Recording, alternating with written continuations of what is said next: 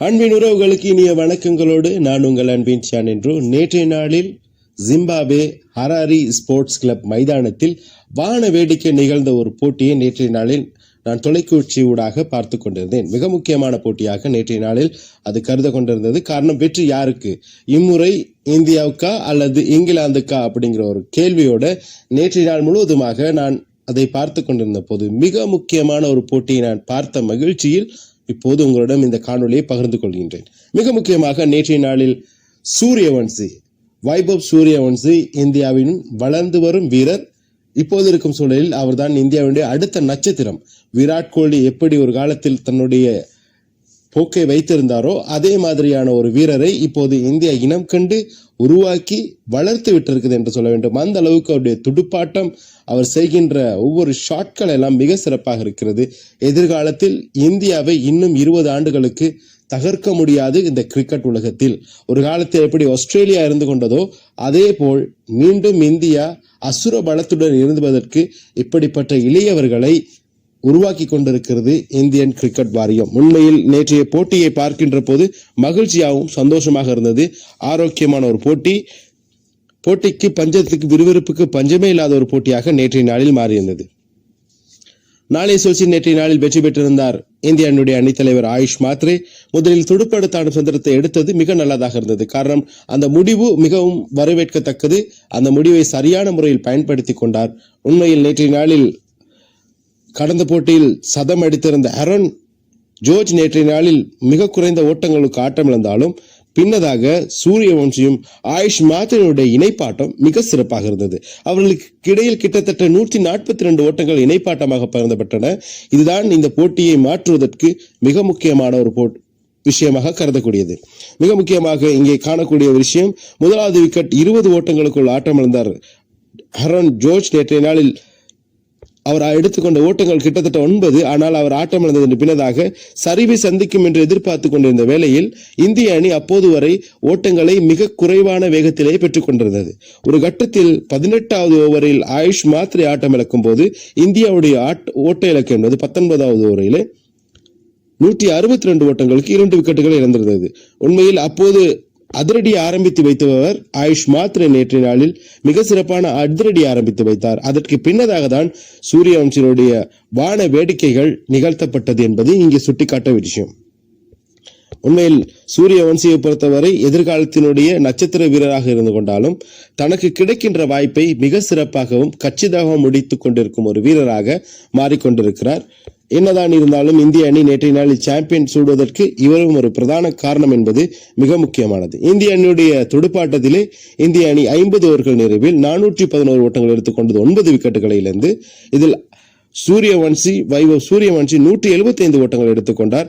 80 பந்துகளில் 15-4 ஓட்டம், 15-6 ஓட்டம், கிட்டத்தட்ட இதிலேயே 150 ஓட்டங்கள் வருகின்றன. இதில் மிக கவனிக்கக்கூடிய விஷயம், வெறுமனே 4 ஓட்டங்களில் 6 ஓட்டங்களில் மாத்திரம் 150 ஓட்டங்களை பெற்றுக்கொண்ட ஒரு வீரராக மாறியிருக்கிறார். யோசிச்சு பாருங்க எவ்வளவு பெரிய ஒரு இது இருக்குன்னு. 25 ஓட்டங்கள் ஓடி பெற்றுக்கொண்ட ஓட்டங்களாக இருக்கிறது. அவர் ஸ்ட்ரைக் ரைட்டிலே ஆடக்கூடிய ஓட்டங்களை தன்னுடைய துடுப்பிலிருந்து மட்டையிலிருந்து பெற்றுக்கொண்ட ஓட்டங்களாக 25 ஓட்டங்கள் மாத்திரமே இருந்தது. அந்த அளவுக்கு நேற்றைய நாளில் அவருடைய துடுப்பாட்டம் இருந்தது. யார் போட்டா என்ன, எவன் போட்டா எனக்கு என்ன, என் வேலையை நான் சரியா செய்வேன்னு பொலந்து கட்டி பிரிச்சு மேய்ஞ்சிருந்தார்னு சொல்லலாம்.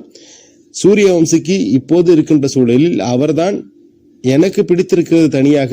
உண்மையில் ஒரு நல்ல வீரர், இந்திய இனம் கண்ட வீரர்களில் மிக சிறப்பான வீரர். ஒரு காலத்தில் விராட் கோலி எப்படி இந்தியாவுக்கு ஒரு சொற்ப சிங்கமாக இருந்தாரோ, கிங் கோலி என்று அழைக்கப்பட்டாரோ, எதிர்காலத்தில் இவரையும் கிங் வைபவ் என்று அழைக்கக்கூடிய வாய்ப்பு இருக்கிறது. அந்த அளவுக்கு அவருடைய துடுப்பாட்டம் மிக சிறப்பாக இருக்கிறது.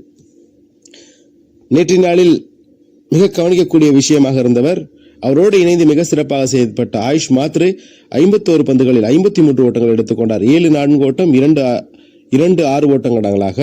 திரிவேதி நேற்றைய 32 ஓட்டங்கள் எடுத்துக்கொண்டார். அவருக்கு ஆயுஷ் மாத்ரே ஆட்டமிழந்ததன் பின்னதாக இணைப்பாட்டம் ஒன்று புரிந்து கொண்டார்கள். திரிவேதியும் சூரியவம்சியும் 98 ஓட்டங்களை இணைப்பாட்டமாக பெற்றுக் கொண்டார்கள். இதன் காரணமாக இந்திய அணியுடைய ஓட்ட எண்ணிக்கை மிக சிறப்பாக வலுவாக இருந்தது. அதன் பின்னதாக விக்கெட்டுகள் மிக விரைவாக இழக்கப்பட்டன. சூரியவம்சி இருக்கும் வரை கிட்டத்தட்ட 25 ஓவர்களில் 250 ஓட்டங்களை கடந்திருந்தது இந்தியா 3 விக்கெட்டுகளை இழந்து. அப்போது பின்னதாக இந்திய அணியுடைய ஓட்ட விகிதம் குறைவாக இருந்தது. விக்கெட்டுகள் ஆங்காங்கே அடுத்தடுத்து விழுந்ததன் காரணமாக 411 ஓட்டங்களை மாத்திரமே இந்திய அணி பெற முடிந்தது. அதில் மிக முக்கியமாக நேற்றைய நாளில் இந்த துடுப்பாட்டத்திற்கு வித்திட்ட சூரியவன்சியினுடைய துடுப்பாட்டத்திலே முதல் 55 பந்துகளில் முதலாவது சதத்தை அவர் பதிவு செய்தார். 71வது பந்தில் 150 ஓட்டம், 80வது ஓட்டில் 175 ஓட்டங்களை பெற்றிருந்த வேளையில் லுங்ஸ்டனுடைய பந்து வீச்சிலே விக்கெட் காப்பாளரிடம் பிடி கொடுத்து ஆட்டமிழந்திருப்பார். ஒருவேளை நேற்றைய நாளில் அவர் ஆட்டமிழக்காமல் இருந்தார், இரட்டை சதம் மிகவும் கிடைக்கக்கூடிய வாய்ப்பு இருந்தது, அடித்திருப்பார். அந்த அளவுக்கு அவருடைய துடுப்பாட்டம் மிக சிறப்பாக இருந்தது. இந்திய அணி துடுப்பாட்டத்தில் அல்மோத்ரா நேற்றைய நாள் 30 ஓட்டங்கள் எடுத்துக்கொண்டார். குட்டு 40 ஓட்டங்கள் அதிரடியாக ஆட்டியிருந்தார். 31 பந்துகளில் 6 4 ஓட்டம், ஒரு 6 ஓட்டங்களாக. அப்ரேஷ் வளர்ந்து வரும் இப்பொழுது இந்திய அணியுடைய சகலத்துறை வீரர்களாக இப்பொழுது அவர் இருந்து கொண்டிருக்கிறார். 18 ஓட்டங்கள் எடுத்துக்கொண்டார் 24 பந்துகளில். ஷவுகான் நேற்றைய நாளில் அவர் பெற்றுக்கொண்ட 37 ஓட்டங்கள் எடுத்துக்கொண்டார் 20 பந்துகளில் அதிரடியாக ஆடியிருந்தார். 3 4 ஓட்டம், ஒரு 6 ஓட்டங்களாக பெற்றுக்கொண்டார். கனேல் பட்டேல் நேற்றைய நாளில் 3 ஓட்டங்கள் எடுத்துக்கொண்டார். ஹனி பட்டேல் 5 ஓட்டங்கள் எடுத்துக்கொள்ள தேவேந்திரன் எந்தவித ஓட்டம் பெறாமல் இந்திய அணியுடைய ஓட்ட எண்ணிக்கை 411 இருந்தது. 9 விக்கெட்டுகளை இழந்து இங்கிலாந்து அணியின் சார்பாக மோகன் 2 விக்கெட்டுகளை கைப்பற்ற 9 ஓவர்கள் பந்து வீசி 74 ஓட்டங்களை விட்டுக் கொடுத்து 2 விக்கெட்டை கைப்பற்றியிருந்தார். கிரீன் 5 ஓவர்களை பந்து வீசி 49 ஓட்டங்களுக்கு 2 விக்கெட். லும்ஸ்டன் நேற்றைய நாளில் 8 ஓவர்கள் பந்து வீசி 81 ஓட்டங்களை கொடுத்து 1 விக்கெட்டை கைப்பற்றியிருந்தார். அவருக்கு தன் மிக மோசமான ஓட்டத்தை நேற்றைய நாளில் வழங்கியிருந்தார் இங்கிலாந்து அணியின் சார்பாக. மின்டோ 8 ஓவர்கள் பந்து வீசி 63 ஓட்டங்களுக்கு 3 விக்கெட். ஃபர்கான் அஹ்மத் இப்போது இருக்கின்ற இங்கிலாந்து அணியுடைய அகமட்டினுடைய சகோதரர், அவர் நேற்றைய நாளில் 10 ஓவர்கள் பந்து வீசி 77 ஓட்டங்களுக்கு எந்தவித விக்கெட்டும் கைப்பற்றவில்லை. அவருடைய ஓவரில் தான் சூரியவன்சி மிக மோசமான முறையில் தாக்கியிருந்தார் என்பது இங்கே குறிப்பிட்ட விஷயம். ஆல்பர்ட் 10 ஓட்டங்களை வீசி 10 ஓவர்கள் பந்து வீசி 66 ஓட்டங்களை விட்டுக் கொடுத்திருந்தார். பதிலுக்கு துடுப்படுத்தாடிய இங்கிலாந்து அணி முதலில் ஆரம்பத்தில் முதல் விக்கெட்டை மிகவும் விரைவாக இழந்தாலும் இந்திய அணி ஆரம்பத்தில் எப்படி விக்கெட்டை இழந்ததோ அதே மாதிரி நேற்றைய நாளில் முதலே விக்கெட் இழக்க ஆரம்பித்தது இங்கிலாந்து அணியின் சார்பாக. 19வது ஓட்டங்களை பெற்றிருந்த வேளையில் முதலாவது விக்கெட் வீழ்த்தப்பட்டது. மரியஸ் ஆட்டம் இழந்திருந்தார். அதன் பின்னதாக ஒரு இணைப்பாட்டத்தை புரிந்து கொண்டார்கள். மேயாஸும் டங்கிட்ஸும் நேற்றைய நாள் மிக சிறப்பான ஒரு இணைப்பாட்டத்தை புரிந்து கொண்டார்கள். இங்கிலாந்தினுடைய ஓட்ட எண்ணிக்கை அதிகரிப்பதற்கு மிகவும் வலுவான 2 துடுப்பாட்ட வீரர்களாக நேற்றைய நாளில் மாறியிருந்தார்கள். டவுகின்ஸ் மற்றும் மேயாஸ் நேற்றைய நாள் மிக சிறப்பான துடுப்பாட்டத்தை வெளிப்படுத்திக் கொண்டிருந்த வேளையிலே மேயாஸ் சிறப்பான துடுப்பாட்டத்தை வெளிப்படுத்திக் கொண்டிருக்கும் நேற்றைய நாளில் அவர் நேற்றைய நாள் 28 பந்துகளில் 45 ஓட்டங்களை பெற்றிருந்த வேளையிலே ஆட்டமிழந்தார். 7 4 ஓட்டம், 2 4 ஓட்டங்களாக நேற்றைய நாளில் ஆரம்ப துடுப்பாட்ட அந்த டவுகின்ஸ் நேற்றைய நாளில் 66 ஓட்டங்கள் எடுத்துக்கொண்டார். 56 பந்துகளில் 7 4 ஓட்டம், 2 6 ஓட்டங்களாக பெற்றுக் கொண்ட வேளையில் இங்கிலாந்து அணி ஒரு கட்டத்தில் 20 ஓவர்கள் நிறைவில் 174 ஓட்டங்களுக்கு 4 விக்கெட்டுகளை இழந்திருந்தது.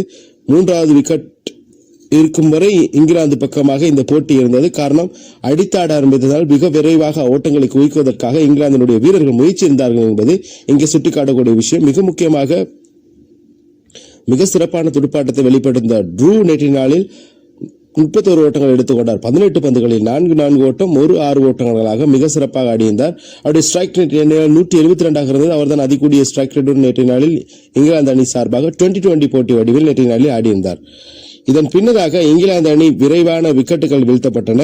நேற்றைய அப்ரேஷனுடைய ஓவரை வீசுவதற்காக நேற்றைய நாள் அவர் அழைக்கப்பட்டிருந்த போது அவர்தான் போட்டியை நேற்றைய நாளில் மாற்றியிருந்தார். ஆனால் மிக முக்கியமாக கருதக்கூடிய விஷயம், 4வது விக்கெட்டுக்காக விக்கெட் வீழ்த்தப்படுவதற்காக அழைக்கப்பட்டிருந்தவர் டவுகின்ஸினுடைய விக்கெட்டை வீழ்த்தியிருந்தார். இந்தியாவுடைய அணித்தலைவர் ஆயுஷ் மாத்ரே தான் நேற்றைய நாளில் ஒரு பிரேக் த்ரூ கொடுத்திருந்தார் அந்த இணைப்பாட்டத்தை முறையடிப்பதற்காக. உண்மையில் அவருடைய பந்து வீச்சின் காரணமாக அடுத்தடுத்த ஓவர்களில் விக்கெட்டுகள் வீழ்க்கப்பட்டன. 175 ஓட்டங்களுக்கு 5 விக்கெட்டுகளை இழந்த பின் 177வது ஓட்டத்தில் சடார் என்று 4 விக்கெட்டுகளை இழந்து கொண்டது இங்கிலாந்து அணி. இதன் மூலமாக இங்கிலாந்து அணியினுடைய 177 ஓட்டங்களுக்கு 7 விக்கெட்டுகளை இழந்து மிக மோசமான துடுப்பாட்டத்தை வெளிப்படுத்திக் கொண்டிருக்கும் போது இங்கிலாந்து அணியின் சார்பாக எங்களிலும் ஒரு சூரியவன்சி இருக்கிறார் அப்படிங்கிற மாதிரி நேற்றைய நாளில் துடுப்படித்திருந்தார் ஃபோல் கார்னர். நேற்றைய நாளில் 67 பந்துகளில் 115 ஓட்டங்கள், 9 ஓட்டம், 7 ஓட்டங்களாக மிக சிறப்பான ஒரு துடுப்பாட்டத்தை வெளிப்படுத்தியிருந்தார். இந்திய அணியிடமிருந்து வெற்றியை பறிப்பதற்கான வாய்ப்பை அவர் முயற்சி செய்திருந்தார். ஒரு கட்டத்தில் அவர்தான் போட்டியை மாற்றிக்கொள்வதற்காக ஓவர்களுக்கு ஓவர் மாற்றங்களை பெறுவதற்காக ஓவருக்கு ஓவர் 6 ஓட்டங்களை பெற்றுக் கொடுத்திருந்தார். கிட்டத்தட்ட அவருக்கும் மோகனுக்கும் இடையில் மிக சிறப்பான ஒரு இணைப்பாட்டம் ஒன்று புரியப்பட்டிருந்தது. அவர்கள் இருவருமே மிக சிறப்பான ஒரு துடுப்பாட்டத்தை வெளிப்படுத்தியிருந்தார்கள். இறுதி கட்டத்தில் ஃபோல்கன் நேற்றைய நாளில் ஆட்டமிழந்திருந்தார் 115 ஓட்டங்களுக்குள். இதனால் இங்கிலாந்து அணி 40.2 பந்து வீச்சுகளில் 311 ஓட்டங்களை மாத்திரமே பெற்றுக்கொண்டது. 100 ஓட்டங்களால் இந்த போட்டியில் அவர்கள் தோல்வி கண்டிருக்கிறார்கள். இந்திய அணியின் சார்பாக அப்ரீஷ் நேற்று நாள் 9 ஓவர்கள் பந்து வீசி 56 ஓட்டங்களுக்கு 3 விக்கெட்டை கைப்பற்றியிருந்தார். தேவகரன் தமிழ்நாடுடைய இப்போது இருக்கின்ற அணியினுடைய தமிழ்நாட்டிலிருந்து இந்திய 19 தெரிவு செய்யப்பட்ட தேவகரன் 6 ஓவர்கள் பந்து வீசி 64 ஓட்டங்களுக்கு 2 விக்கெட்டுகளை கைப்பற்றியிருந்தார். நேற்றைய நாள் அவர்தான் அதிகூடிய ஓட்டங்களையும் இந்திய அணி சார்பாக வழங்கியிருந்தார் என்பது இங்கே குறிப்பிடத்தக்க விஷயம். ஹனி பட்டேல் நேற்றைய நாளில் 1 விக்கெட்டையும், சௌத்தன் நேற்றைய நாள் 2 விக்கெட்டுகளையும், ஆயுஷ் மாத்திரை தான் 1 விக்கெட்டை எடுத்துக்கொண்டார். 5 ஓவர்கள் பந்து வீசி 31 ஓட்டங்களுக்கு 1 விக்கெட்டை கைப்பற்றியிருந்தார். இந்திய அணியுடைய சிறப்பான பந்து வீச்சின் காரணமாக இந்த போட்டியை வெற்றி விளிம்பிலிருந்து காப்பாற்றி எடுத்து நேற்றைய நாளில் அபார வெற்றியை இந்திய அணி பதிவு செய்து கொண்டது. இதில் சூரியவன்சியை பொறுத்தவரை சூரியவன்சியினுடைய ஐபிஎல்லில் அவர் சதம் அடித்திருக்கிறார், சயித் முஸ்தாக் அலியில் சதம் அடித்திருக்கிறார், விஜய் ஹசாரி போட்டிகளில் சதம், இந்திய ஏ போட்டிகளில் சதம், யூத் ஒரு நாள் போட்டிகளிலும் சதம், அண்டர்-19 ஆசிய கப்பிலும் ஒரு சதம், இப்போது அண்டர்-19 உலக கிண்ண இறுதி போட்டியில் சதம் என்று சூரியவன்சியினுடைய சாதனை நிகழ்ந்து கொண்டிருக்கிறது. எனவே இந்திய அணியுடைய துடுப்பாட்டம் இப்போது இருக்கின்ற இந்த சூழலில் இந்தியாவை வீழ்த்துவது என்பது மிகவும் இக்கட்டானது ஒரு சூழலாக இருக்கிறது. இந்திய அணியுடைய 6வது முறையாகவும் கிண்ணத்தை சுவீகரித்து கொடுத்திருக்கிறார் இந்திய அணியின் சார்பாக ஆயுஷ் மாத்ரே. 2008ஆம் ஆண்டு தான் முதலாக இந்திய அணி 19 வயதுக்குட்பட்ட உலக கிண்ணத்தை கைப்பற்றியது. அது முகமது கைஃப் தலைமையிலான அணி. 2008ஆம் ஆண்டு விராட் கோலி தலைமையிலான அணி கிண்ணத்தை கைப்பற்றியது. 2012ஆம் ஆண்டு உன்முகுந்த் சந்த்னுடைய வழிநடத்தலின் கீழ் பெற்றுக்கொண்டது. 2018ஆம் ஆண்டு பிருத்வி ஷாவினுடைய தலைமை கீழ் இந்திய அணி கிண்ணத்தை சுவீகரித்தது. 2022ஆம் ஆண்டு யஷ்தூலுடைய தலைமையின் கீழ் இந்திய அணி 19 வயதுக்குட்பட்ட உலக கிண்ணத்தை கைப்பற்றியிருந்தது. இப்பொழுது 2026ஆம் ஆண்டு ஆயுஷ் மாத்ரே என்கின்ற மற்றொரு நட்சத்திர இந்திய அணியினுடைய அணித்தலைவராக இருக்கக்கூடியவராக மாறுவதற்கான வாய்ப்பு இருக்கு. அவருக்கு மிக சிறப்பான ஒரு தனித்தலைவர், மிக சிறப்பாகவும் நேர்த்தியாகவும் தேவையான இடங்களுக்கு தேவையான முடிவு எடுக்கக்கூடிய ஒரு அணித்தலைவராக மாறிக்கொண்டிருக்கிறார். வாழ்த்துக்கள். இந்திய அணியுடைய அடுத்த கட்ட நகர்வுகளுக்கும் இந்த இளையோர்களுக்கு வாழ்த்துக்களை சொல்லிக்கொண்டு மற்றும் ஒரு காணொலியில் உங்கள் அனைவரையும் சந்திக்கிறேன். அதுவரை விடைபெறும் நான் உங்கள் அன்பின் சேனல் என்று. நம்முடைய காணொலிகளை பார்க்குறீங்க, சப்ஸ்கிரைப் பண்ணுங்க, மறக்காம பெல் ஐக்கனை கிளிக் பண்ணி வைங்க. நான் போடக்கூடிய ஒவ்வொரு காணொலிகளும் உங்களை வந்து சேரும் அப்படிங்கிற ஒரு சந்தோஷமான விஷயத்தை கூறிக்கொண்டு விடைபெறுகிறேன். நன்றி.